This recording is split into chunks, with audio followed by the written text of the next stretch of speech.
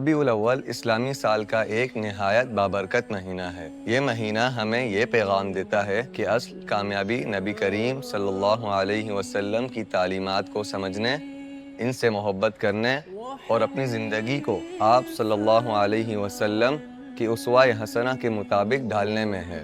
اسی پس منظر میں ربیع الاول کی برکتوں اور محبت رسول صلی اللہ علیہ وسلم کے تقاضوں پر غور کریں تو ہمارے سامنے کئی اہم پہلو آتے ہیں۔ آئیے ان میں سے چند بنیادی تقاضوں کو دیکھتے ہیں کہ وہ کیا ہیں اور کون کون سے ہیں۔ ربیع الاول وہ مبارک مہینہ ہے جس میں نبی کریم صلی اللہ علیہ وسلم کی ولادت بسعادت ہوئی۔ ہماری سچی خوش نصیبی یہی ہے کہ ہم نبی کریم صلی اللہ علیہ وسلم سے محبت کریں، آپ صلی اللہ علیہ وسلم کی سنت اپنائیں اور آپ صلی اللہ علیہ وسلم کے اسوہ حسنہ کو اپنی زندگی کا نمونہ بنائیں۔ نبی کریم صلی اللہ علیہ وسلم اپنی امت کے لیے بے حد شفیق اور خیر خواہ تھے۔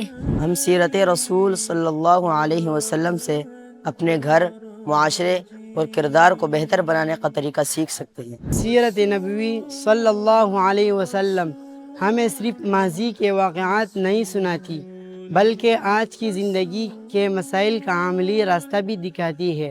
آپ صلی اللہ علیہ وسلم نے امت کی ہدایت کے لیے بے مثال محنت فرمائی، وہ ہر مسلمان کی دنیا و آخرت کی کامیابی کی فکر فرمائی۔ نبی کریم صلی اللہ علیہ وسلم صرف مسلمانوں کے لیے نہیں بلکہ تمام جہانوں کے لیے رحمت بنا کر بھیجے گئے۔ نبی کریم صلی اللہ علیہ وسلم اعلیٰ ترین اخلاق کے مالک تھے۔ آپ صلی اللہ علیہ وسلم کی تشریف آوری پوری انسانیت کے لیے اللہ تعالیٰ کی عظیم نعمت اور رحمت کا ظہور تھی۔ آپ صلی اللہ علیہ وسلم نے انسانیت کو ایمان، اخلاق، عدل، محبت اور خیر خواہی کا راستہ دکھایا ہے۔ ربیع الاول ہمیں یہ پیغام دیتا ہے کہ نبی کریم صلی اللہ علیہ وسلم کی سیرت صرف پڑھنے کے لیے نہیں بلکہ زندگی میں اپنانے کے لیے ہے۔